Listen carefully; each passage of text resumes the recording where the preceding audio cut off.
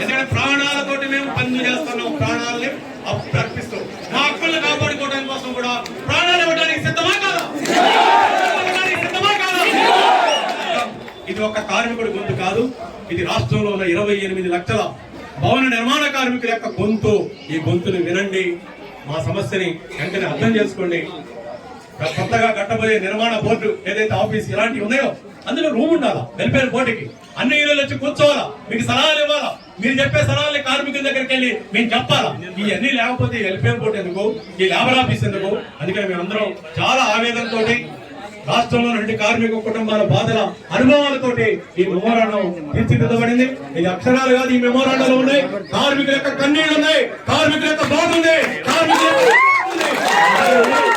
దీని మీద సానుకూలంగా స్పందిస్తారని ఆశిస్తూ అధికారి గారికి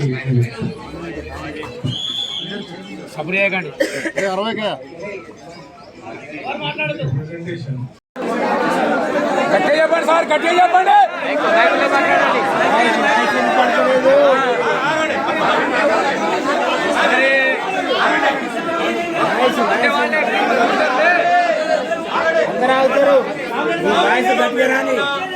కోరికల్లో నేనేదన్నా అసంబద్ధమైన కోరుకుందా అదన్నా చెప్పండి. మీరు మిగతా ఎంత ఫార్వర్డ్ చేయండి. మేము ఏమైనా కోరికల్లో మాది కరెక్ట్ కోరిక కాదు అంతమంది చెప్పండి.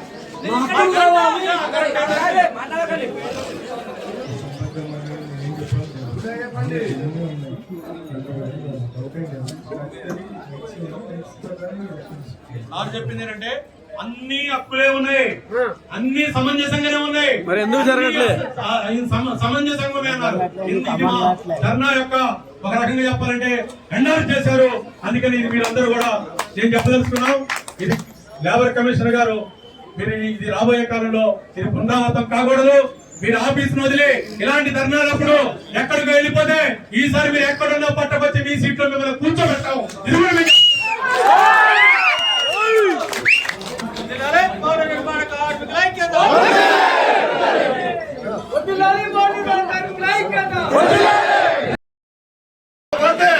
మరో పోరాటానికి మనమంతా సిద్ధం కావాలి.